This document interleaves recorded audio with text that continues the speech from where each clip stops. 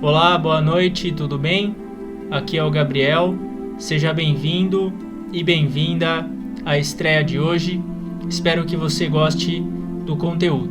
Um abraço. Bom, falando sobre o tema de hoje, a questão das adversidades ou dos problemas, existe um psiquiatra chamado Viktor Frankl. Ele escreveu o livro Em Busca do Sentido da Vida. Sugiro a leitura desse livro, mas antes leia o Pensamento Vencedor. Quem não leu ainda, leia esse livro primeiro. Mas tem o Viktor Frankl, e ele diz o seguinte: só para a gente ter uma ideia, o Viktor Frankl ele ficou anos num campo de concentração, em Auschwitz, e ele conseguiu superar aquela situação e sem raiva de ninguém. Ele criou a logoterapia, que é uma terapia baseada no sentido da vida, e esse tema adversidade, ele tem uma frase que é o seguinte, que a adversidade, ela introduz a pessoa a quem ela realmente é. Se você quer saber quem você realmente é, se você quer se conhecer, é simples. Tem duas maneiras de você se conhecer, basicamente. A primeira é você tendo poder. O Abraham Lincoln falava isso. Se você quer conhecer uma pessoa, dê poder a ela. Essa é uma maneira, mas não é o tema de hoje. Pode ser para outro dia. E a segunda maneira é quando a pessoa está na adversidade. É quando as coisas não estão indo do jeito que ela quer, quando ela tem algum tipo de problema. A adversidade, ela é a introdução a você. Se você quer saber quem você é só se passar por um período difícil na vida. E o que a gente vai conversar hoje são algumas maneiras práticas, algumas mentalidades, para a gente conseguir não só superar as adversidades, mas primeiro, evitar as adversidades, porque o Viktor Frankl diz também que você não precisa sofrer à toa. Tudo que você pode evitar de dor, de sofrimento, evite, resolva. Agora, aquilo que não tem como, que está fora do nosso alcance, aí a gente tem mentalidades que a gente precisa ter para não só passar pelo problema, mas para que esse problema aumente a nossa capacidade espiritual e a nossa sabedoria também. A primeira mentalidade, isso o Mestre Okawa prega nesse livro aqui, Pensamento Vencedor, a primeira maneira de pensar para você superar e aprender com as adversidades é não culpar nenhuma pessoa. Quando você culpa alguém, você fala, a culpa é do fulano, ou a culpa é de determinada pessoa, determinado sistema, enfim. O que a gente faz? Você tira do seu controle. Esse que é o maior problema. Se eu coloco a minha culpa em alguém, eu estou tirando a minha capacidade de resolução. Por exemplo, eu posso falar que uma pessoa pode falar, eu vivo na pobreza porque o imposto no Brasil é alto. Você acabou de colocar a responsabilidade em outra coisa. É alto mesmo, sempre foi, talvez sempre seja. Mas será que é essa que é a culpa da minha vida ser assim? Será que é isso mesmo? É lá que é a culpa? O que eu estou fazendo para que isso melhore? Então esse é o primeiro ponto, é a gente não culpar as outras pessoas. O mesmo Viktor Frankl diz que entre uma ação e uma reação existe um espaço. E nesse espaço mora a sua liberdade. Eu posso culpar alguém ou posso assumir a responsabilidade pelo que acontece comigo. Muitas vezes a gente pergunta, por que eu nasci nessa família? Por que eu nasci nessa cidade? Por que eu estou passando por isso? De quem que é a culpa? A gente sempre está achando um culpado. Só que não existe culpado. Não tem. Existe uma pessoa responsável, que somos nós mesmos. Então, a primeira mentalidade é a gente não culpar o ambiente, não culpar as pessoas, não culpar nada. A gente não tem que culpar ninguém, nem julgar. A gente tem que assumir o barco, assumir o leme do barco. Essa é a primeira mentalidade. A segunda, isso é uma mentalidade um pouco mais religiosa, é você aceitar o que o destino reservou para você. A aceitação. Tem um termo em latim chamado, dito, amor fati. Amor fati, amor a gente sabe é amor, fati em latim é destino. Amor fati significa ame o destino, ou ame o que acontece com você. Aceite, mesmo o que é ruim, mesmo o que a gente imagina que não deveria ter acontecido. Amor fati. Isso pode ser uma maneira de você se lembrar disso. Amar o que acontece, aceitar o que acontece, sem se desesperar. É como aquele exemplo que o mestre Okawa nos fornece, que quando você está se afogando, se você bate ainda mais os braços e as pernas, você afunda. Mas se você está se afogando e você para por um momento, seu corpo volta a flutuar. Muitas vezes, quando a gente está desesperado ou afobado na vida, a gente afunda cada vez mais. Muitas vezes, o que a gente tem que fazer é nada. É aceitar. A gente tem coisa na nossa vida que a gente não tem capacidade de reação. Porque vou contar uma história, tem uma fiel da Rap Science que é de Singapura. E a vida inteira dela, ela sempre teve uma empresa, ela era muito bem sucedida. E o que acontece? Como ela tinha uma mentalidade de negócios, então ela era uma pessoa muito rápida. Ela sempre decidia, tudo estava na mão dela. Ela sempre teve controle. Ela controlava fluxo de caixa, cliente, ela sempre teve controle. E aí ela teve um filho. E ela queria, isso que é interessante, ela queria que o garoto crescesse rápido. Só que ela não conseguia controlar. Porque ela dava comida, por mais que ela desse comida, fizesse, ele não tinha o ritmo, ela não conseguia impor um ritmo. E ela quase ficou doente com essa situação, porque ela não conseguia. Ela falou, vou ter que esperar isso aqui crescer 10, 20 anos. É o tempo. Aceita. Aproveita aquilo lá. Muitas vezes a gente tem que ter essa capacidade de aceitação. E a aceitação, ela exige uma certa dose de realidade. E encarar a realidade dói. Não é legal. A gente conseguir encarar a nossa realidade, pensar com calma, dói. Porque muitas vezes a gente fica fantasiando a vida. Só que a gente tem que aceitar a realidade. Saber o que a gente está fazendo. Saber onde a gente está pisando. E com calma e aceitação, tomar as decisões necessárias. Quem se afoba, quem se desespera, sai correndo por qualquer coisa, infelizmente, as adversidades vão acabar corroendo essa pessoa. Tem um exemplo, faz tempo que eu não falo desse exemplo, do barco afundando. Se um barco está afundando, bom, todo mundo aqui assistiu Titanic, na época passou no cinema, era tão longo o filme que tinha intervalo, lembra? Ficava as pessoas sentadas na escada, era uma festa aquele filme. Se o barco está afundando, a última coisa que você faz é se desesperar. É a última. Porque se você se desespera com um barco afundando, é 100% de certeza que vai dar errado. Se um barco está afundando, o que você faz? Você para, toma as medidas necessárias e espera. Só. Outro exemplo. Quem trabalha em obra, construção civil, prédios, shoppings, o engenheiro responsável pela obra, se ele vê, por exemplo, que tem uma parte ruindo ou caindo, ele não pode correr. É uma regra. Por quê? Se ele corre, e ele é o chefe, ele é o cabeça, ele mostra desespero. Na hora que ele corre, todo mundo que está trabalhando naquela obra solta tudo e sai correndo. E o desastre acontece. Você tem que ser igual esse engenheiro, você tem que ter a frieza de ver a casa caindo e andar. Andar. Pacificamente, você toma as medidas necessárias e pronto. Se a gente quiser realmente superar a adversidade, a gente tem que ter essa dose de aceitação, de não criar revolta com o que acontece e buscar aprender com aquilo com a mente calma. Esse que é o segundo passo. Um outro exemplo também, esse vem do livro As Leis da Invencibilidade. Quando o assunto é razão, a gente tem que tomar cuidado em ser positivo demais ou otimista demais. Excesso de otimismo é muito perigoso. No livro As Leis da Invencibilidade, o mestre Okawa dá um exemplo de um general japonês na época da guerra contra a China.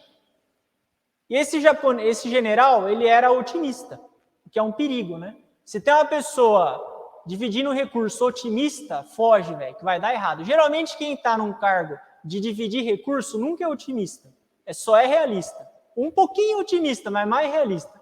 Esse general ele falou o seguinte: a guerra a partir de agora é em mata fechada, e como é mata, tem água suficiente e comida. Então, a gente só vai mandar os soldados e vai dar certo. Vamos lá. Otimismo, certo? Ele foi otimista.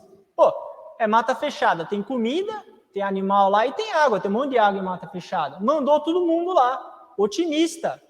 Crente da vitória. O que aconteceu? Todo mundo morreu. Por quê? Não tinha comida em abundância nem água. E foram dizimados numa guerra na floresta.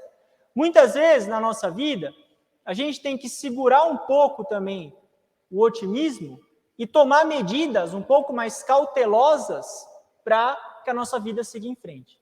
Esse é um segundo ponto, é a aceitação e a racionalidade do que acontece na nossa vida. E a aceitação, ela exige a não revolta. Às vezes a gente fica revoltado com a nossa vida. Por que será que aconteceu isso? Por que aquilo?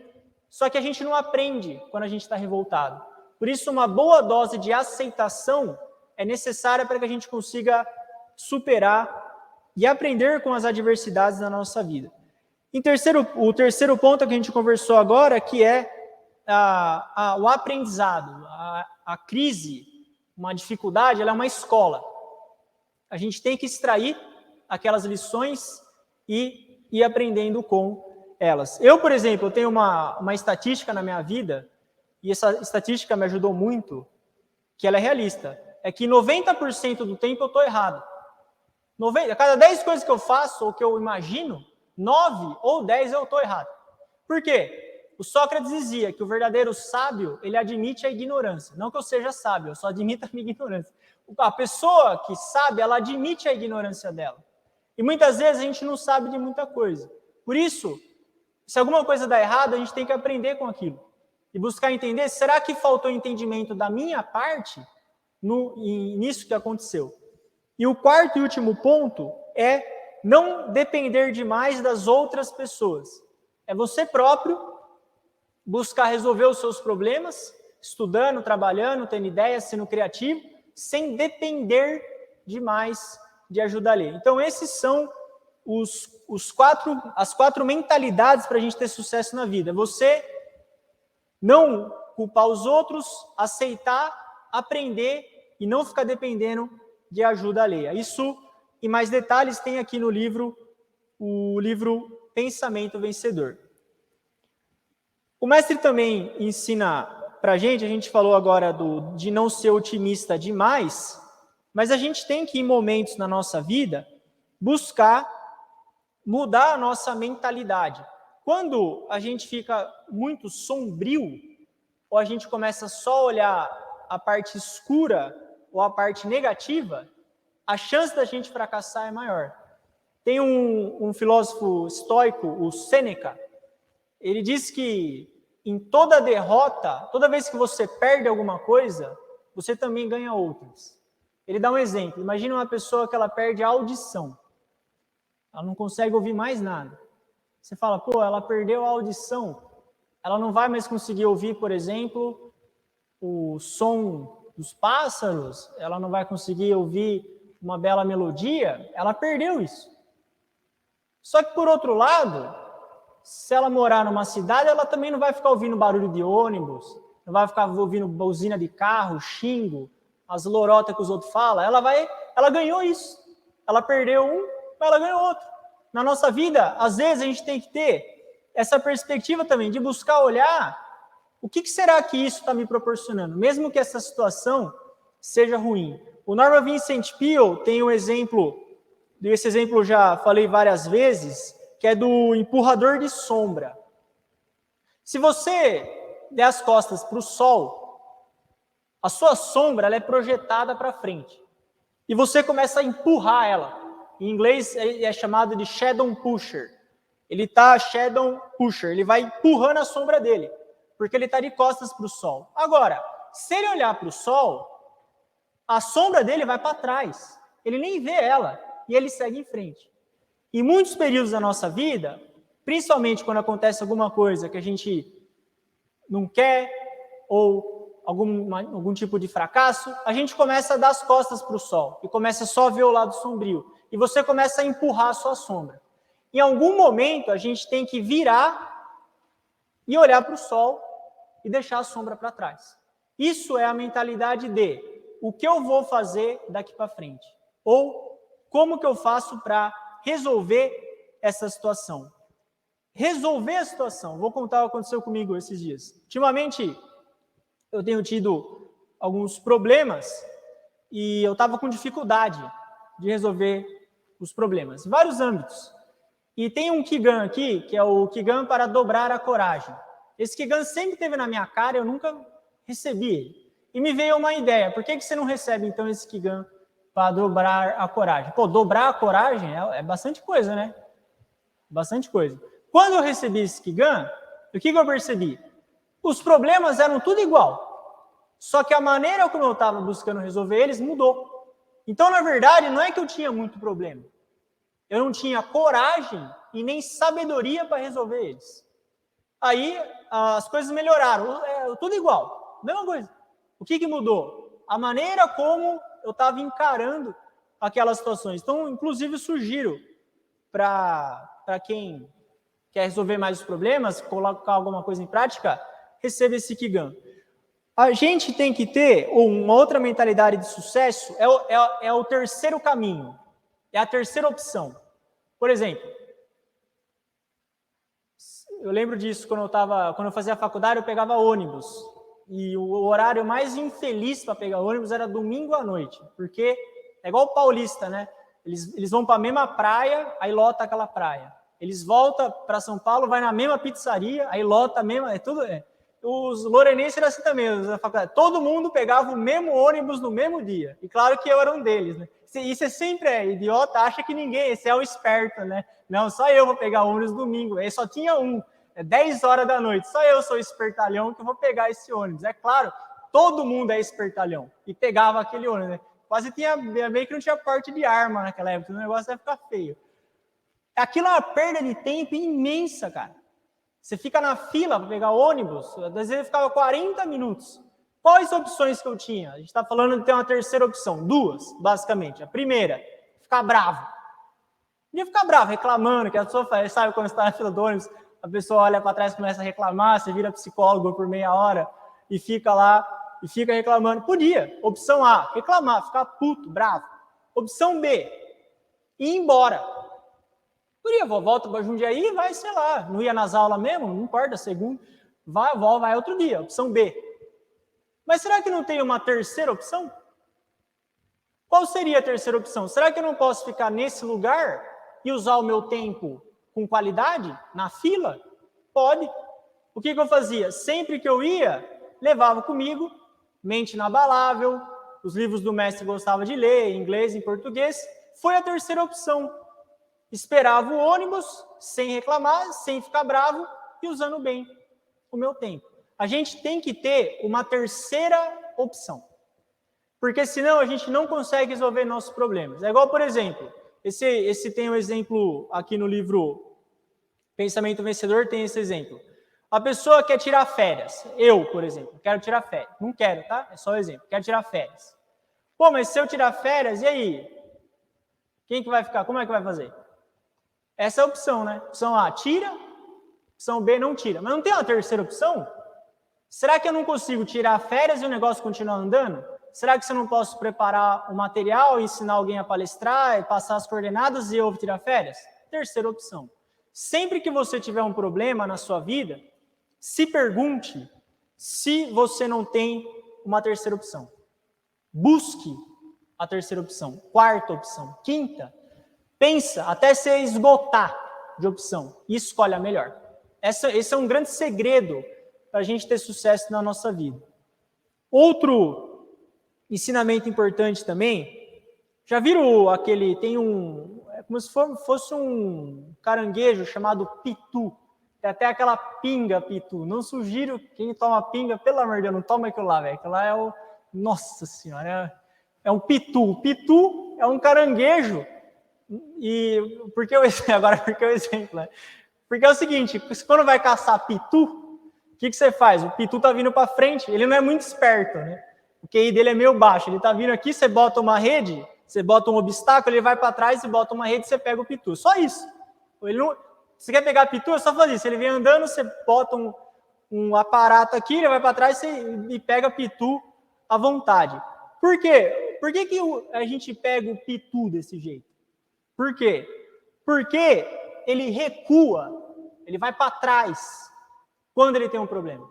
Por isso que o pitu é pego. Se o pitu enfrentasse aquilo, pode ser, ele podia ter um terceiro plano, ele podia desviar, sei lá, pitu com asa, podia sair voando, sei lá o que o pitu podia fazer. Mas como ele recua, você pega ele. E muitas vezes, isso é o título, né, da minha cola aqui, o subtítulo é assim, ó, não seja pitu na vida, que é um resumo disso, não dá para ser pitu. O pitu, ele não encara. E muitas vezes a gente não consegue resolver o que a gente tem que resolver porque a gente não encara aquilo lá. Você não abre o teu peito e busca encarar aquela situação. A gente vira pitu, fica indo para trás. E como você vai para trás toda vez, o Einstein dizia, a mesma ação gera o mesmo resultado. Se você está indo para trás toda vez, o resultado da sua vida vai ser sempre o mesmo. Tem um exemplo aqui no livro Leis do Sucesso, que é o exemplo, é uma analogia, né, uma história samurai japonesa, claro, né, vai ser samurai da onde? Uma história samurai, e é uma lenda, não sei se é verdade ou não, mas a conclusão é boa. Teve um samurai que ele ficou preso numa região porque tinha fogo em volta dele. Ele estava cercado por fogo, não tinha o que ele fazer. O que ele fez? Ele tomou a decisão de pegar a espada dele e apagar o fogo cortando o mato com a espada. Você pensa, pô, esse cara é louco. Pode ser, mas ele teve coragem. Ele tirou a espada da bainha e ele foi resoluto para cortar aquele mato, pegando fogo ou não, para resolver. Quando ele fez isso, os deuses viram ele e apagaram o fogo. Por quê? Porque ele teve coragem. Quando você tem coragem, quando você busca resolver o que você tem que resolver, sem ser pitu, quando você busca encarar, os deuses vão ajudar você. E muitas vezes nossos problemas são resolvidos porque a gente tem coragem. O que é coragem? Uma definição muito interessante de coragem vem de Platão. Platão dizia, coragem não é ausência de medo. Coragem é fazer o que é certo mesmo sentindo medo.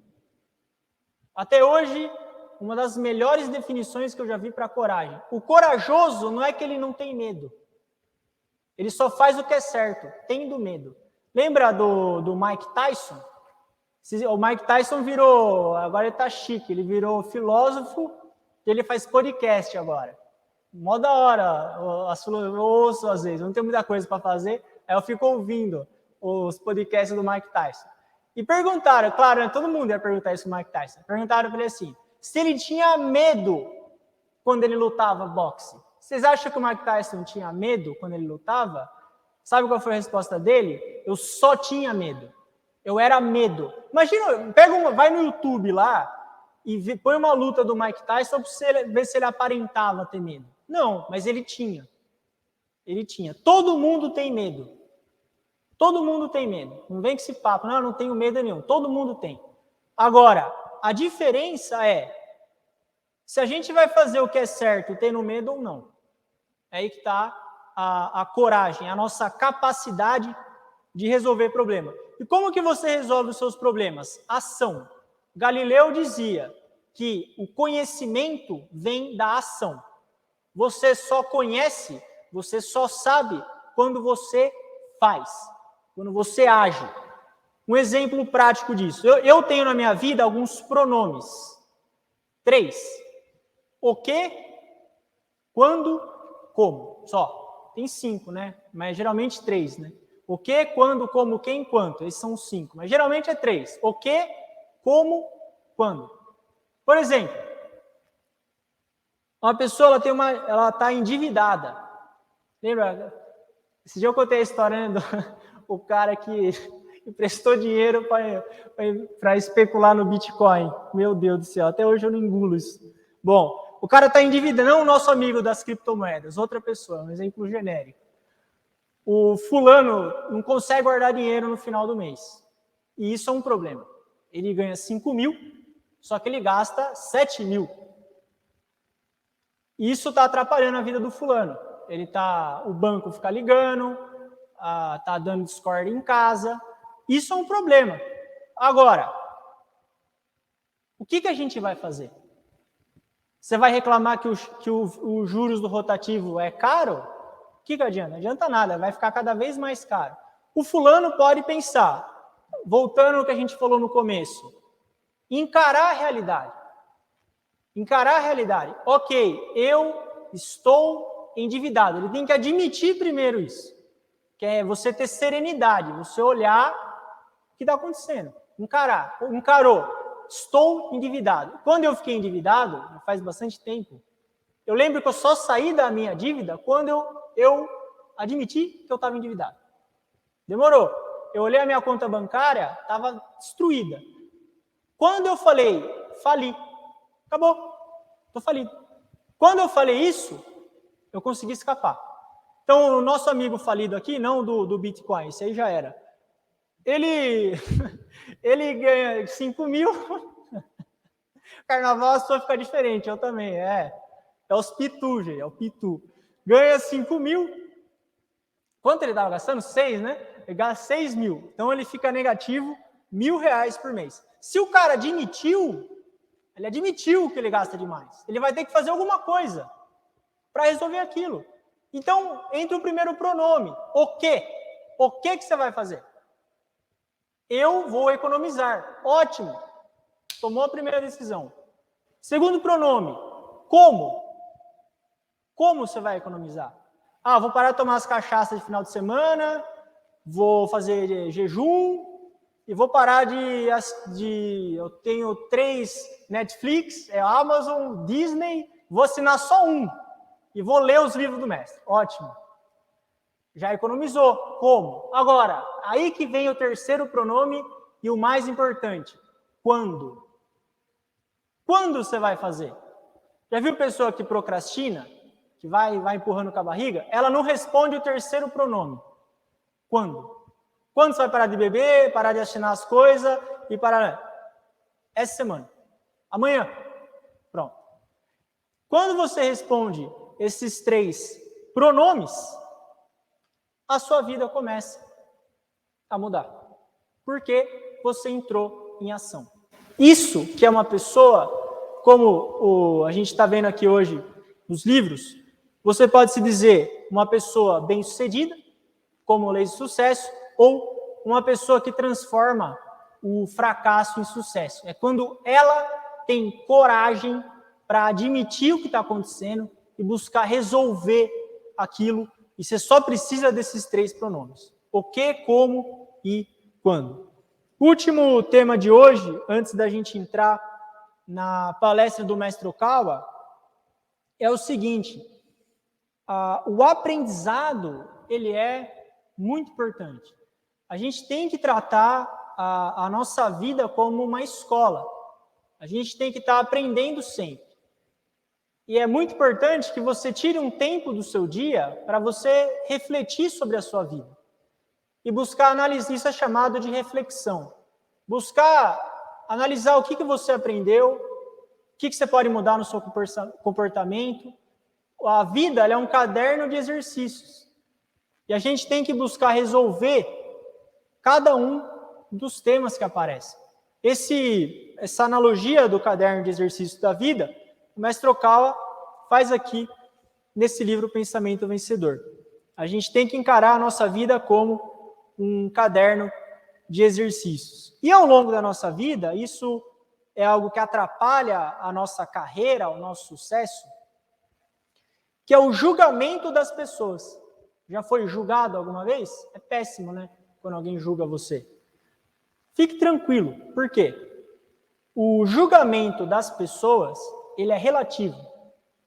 Na verdade, as pessoas elas julgam os outros com base nos princípios que elas têm. Por isso, a gente não precisa se preocupar demais com os julgamentos alheios. Claro, acredito que ouvir as pessoas é importante. Ouvir críticas é importante. É uma postura de humildade. Você ouvir uma crítica. Mas se importar demais com o julgamento é perda de tempo. E vai levar a gente para a derrota. Então, esse é um tópico também do pensamento vencedor. E tem, sobre os julgamentos alheios, tem 3 frases que eu separei. Uma é da Bíblia, que é do livro de Mateus, que é o seguinte: não julgueis para não ser desjulgado. Simples. Isso eu adotei como princípio na minha vida também. Eu busco sempre não julgar ninguém. Eu me esforço para isso. Porque, na verdade, a gente sempre está julgando, inconscientemente. E eu busco manter a minha mente alerta para não julgar. Só que eu fiz um acordo comigo. E o acordo é: eu não julgo ninguém, só que eu não permito que ninguém me julgue. Simples. Eu acho justo isso. Já que eu não julgo ninguém, eu não dou o direito também de ninguém me julgar. Isso é uma vida boa. A sua vida fica muito melhor desse jeito. Outra frase, Eleanor Roosevelt. Essa é muito boa, a frase do Roosevelt. Ninguém pode humilhar você sem o seu consentimento. Ninguém pode humilhar você sem o seu consentimento. Se alguém disse algo ruim para você e você se sentiu humilhado, você consentiu, você afirmou aquilo. Então, toma essa decisão, se você vai ter esse consentimento em ser humilhado ou não. E a terceira frase é do nosso amigo, Epiteto, grande filósofo Epiteto. Essa frase eu já falei 1000 vezes, né? Mas ela é importante. A frase é a seguinte: só descobriram um defeito meu e estão espalhando para todo mundo. Imaginem só quando descobrirem todos. Isso é uma frase de uma pessoa livre. Livre. Ele era tão livre que o Epiteto ele foi escravo durante 20 anos. E ninguém conseguia controlar a mente dele. Então a gente precisa ter esses princípios na nossa vida. Agora a gente vai assistir ao trecho de palestra do Mestre Okawa, no qual ele fala sobre a liberdade que as pessoas têm, e ele dá um exemplo, esse é o ponto-chave da palestra, de um tufão que derrubava maçãs, e como que as pessoas se comportavam no momento que as maçãs caíam. Esse é o ponto principal da palestra. Vamos agora então assistir a esse trecho de palestra.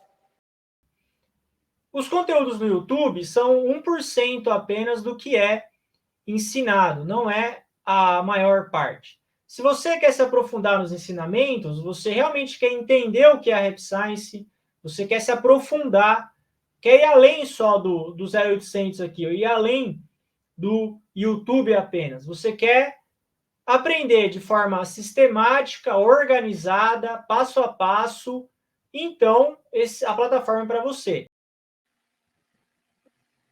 Nesse mundo, é difícil de se acreditar que a Terra é que está girando ao redor de si, certo? O normal é pensar: se a Terra girar, nós cairíamos, o vento seria tão forte que ninguém conseguiríamos ficar de pé. Veja, o Sol que está se movimentando, as estrelas estão movendo, o céu está movendo. Por isso, o geocentrismo que está correto. Uma pessoa normal veria dessa forma: as estrelas e a Lua é que se movem, não o solo. Essa é a sensação normal. Mas, na verdade, se vista do espaço, a Terra é que está girando. Se olhar com mais detalhes, os outros planetas estão se movendo também, rotacionando e transladando. São diversos movimentos. Mas o heliocentrismo não era admitido até os tempos recentes. O indivíduo que defendesse o heliocentrismo ocorria o risco de ser queimado. Então, para não ser queimado pela Igreja, os cientistas ocultavam essa visão. Foram nos tempos de Galileu. Mesmo uma visão simples assim, as pessoas não entendem. Na hora de observar a visão de vida de uma pessoa, se você pergunta, heliocentrismo ou geocentrismo? A resposta franca que ela der vai revelar para que lado ela pende.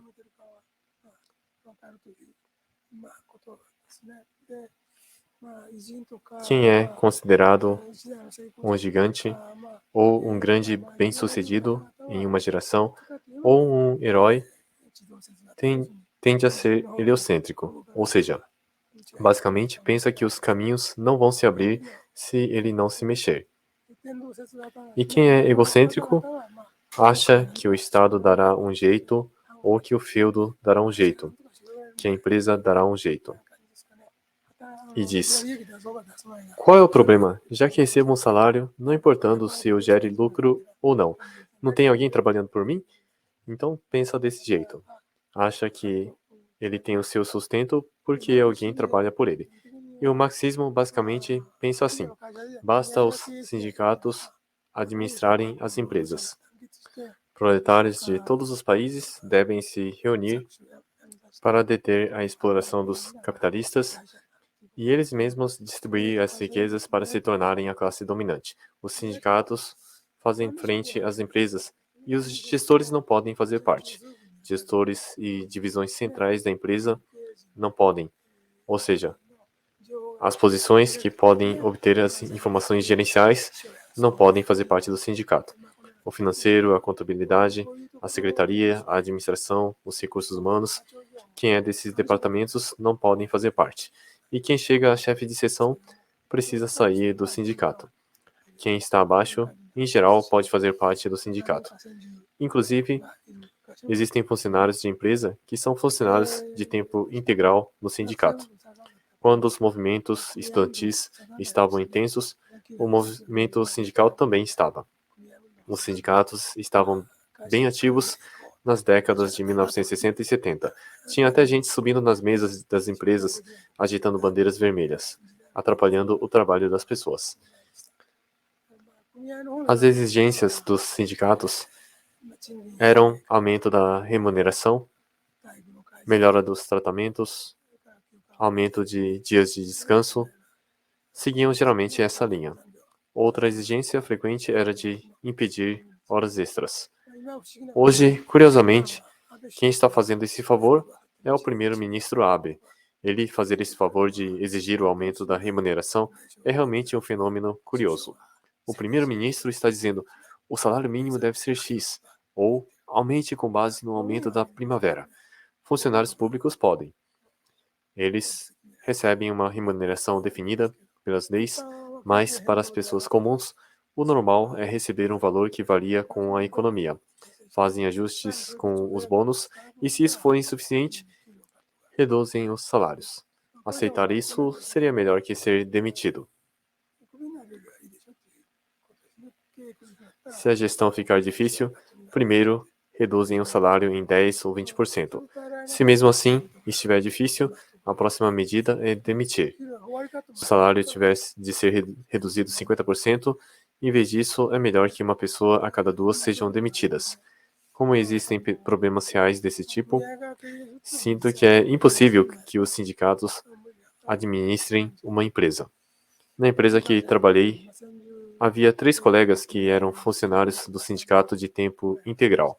Outras trades e os bancos também acho que funcionavam da mesma forma. Quando o sindicato chegava para ser um funcionário de tempo integral, era caminho para ser da elite. Um professor sobre leis trabalhistas é que dizia isso. Vocês podem confundir as coisas, então digo uma coisa. Vocês podem até esquecer essa aula de leis trabalhistas, todo o conteúdo de um ano, mas lembre-se pelo menos disso.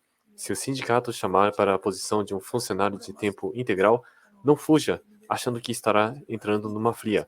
Na verdade, é um convite para a elite, então pegue esse trem. Lembro que ele dizia algo assim.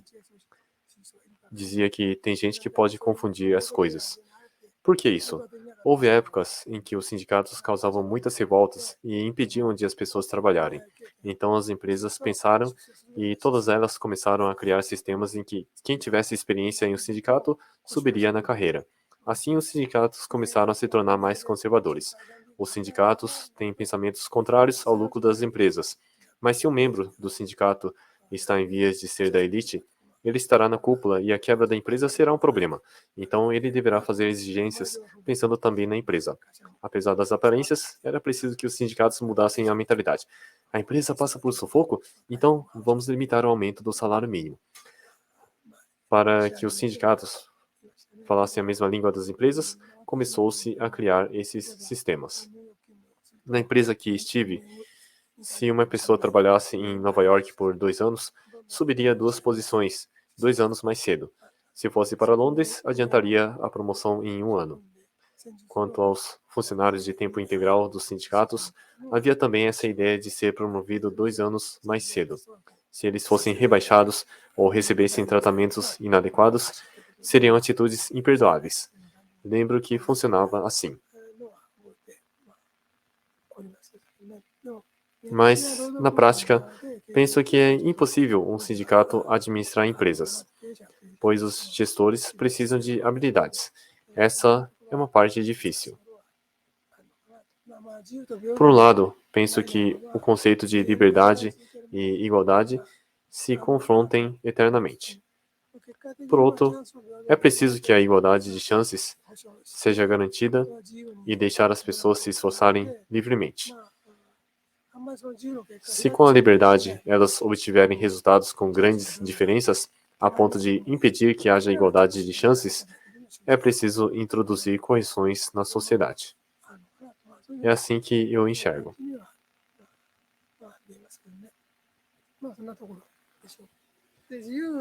O maior risco da liberdade é a degradação ou o surgimento de indivíduos preguiçosos. Um tipo de liberdade são dos que ficam reclusos em casa. Eles não se adequam à sociedade. Alguns deles não querem trabalhar com outras pessoas. Outros continuam dependendo dos pais. Outro tipo de liberdade são dos que não querem trabalhar de carteira assinada. Logo se demitem e tentam ser freelancer ou tentam sobreviver com trabalhos temporários. Tem gente que vive assim. Quanto aos tipos de quedas que a liberdade pode causar, podem haver a degradação e a preguiça. Quem recebe a liberdade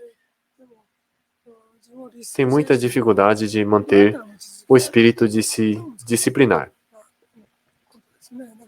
O livro Autoajuda, de Samuel Smiles, aborda também a disciplina. Isso é, antes de tudo, o propósito nobre. Se uma pessoa com propósitos recebe liberdade, ela se esforçará e começará a fazer algo que ninguém jamais fez. Com isso, o país fortalece e enriquece.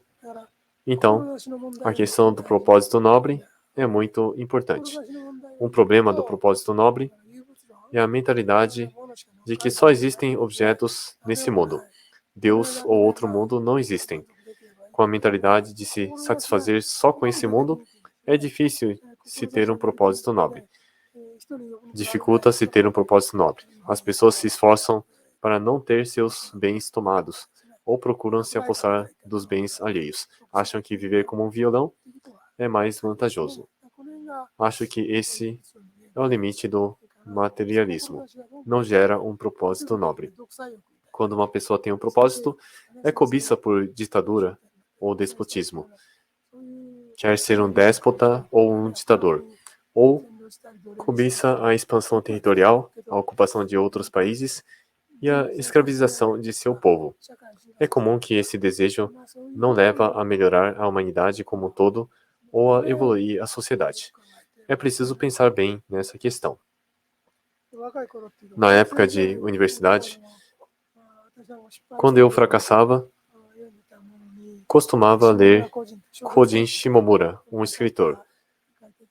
Eu costumava ler bastante um romance que falava sobre uma fazenda de maçãs da província de Aomori.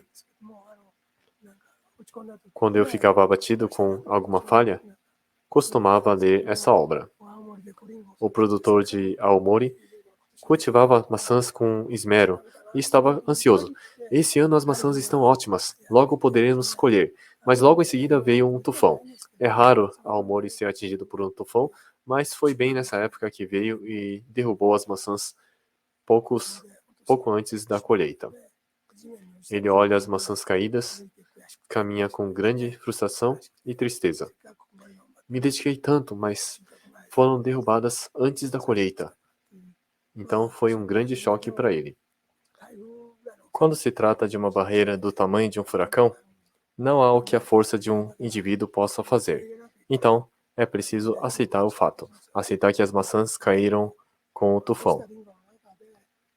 Ele viu as maçãs caídas, juntou as que ainda pudessem ser consumidas e teve a ideia de fazer geleia de maçã para transformar em renda. Ele tentou gerar renda fazendo geleia e guardou o dinheiro obtido para compensar as perdas do próximo tufão. Ele falava desse plano e que no final o tufão vem e derruba as maçãs, mas depois diz: o culpado sou eu, que produzo só maçãs que caem com o tufão. Vou produzir maçãs que vão suportar. E narra sua postura de esforço. Ficava admirado com essa mentalidade. Quem fica com vida difícil por causa de um tufão que derruba as maçãs poderia desistir. Mas há quem pense em transformar as maçãs caídas em geleias. Outros desafiam a produzir maçãs que não caem. Às vezes, os arrozais ficam comprometidos por rios que transbordam. Quando a colheita está próxima,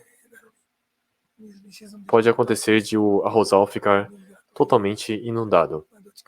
Quando um rio transborda, geralmente é por um dos dois diques, da direita ou da esquerda. É fácil lamentar que o lado que não transbordou teve sorte e que o lado que alagou teve azar. Mas, mesmo com relação às catástrofes naturais, que não podemos combater, existem mentalidades que devem ser adotadas.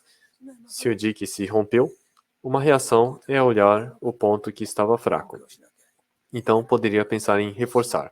E o lado que não foi afetado pelo transbordamento não deve ficar se gabando.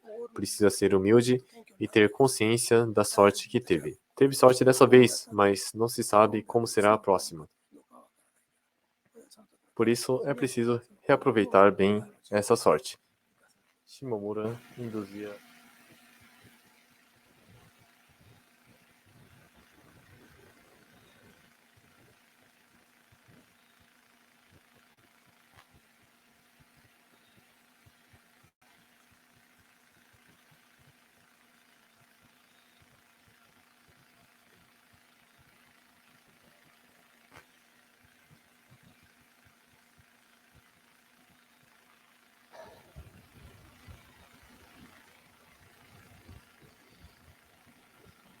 Bom, essa foi a trecho de palestra do mestre Okawa. Esse exemplo das maçãs caídas é bastante interessante porque muitas vezes não tem como a gente evitar que um tufão passe no lugar e muitas vezes tem problemas na nossa vida que a gente não consegue evitar também. Eles simplesmente aparecem. E é nesse momento que a gente vai ter que tomar a decisão. Se a gente vai ficar frustrado que as maçãs caíram ou se a gente vai fazer geleia e se preparar para evitar que isso aconteça de novo. Resumindo o que a gente conversou hoje, primeiro, quem não leu ainda o livro Pensamento Vencedor, sugiro que você leia e estude esse livro. Se você conhece alguém que você acredita que vai gostar dessa filosofia, apresentei essa pessoa com esse livro. Esse é um livro muito bom nesses momentos de aprendizados, de dificuldade.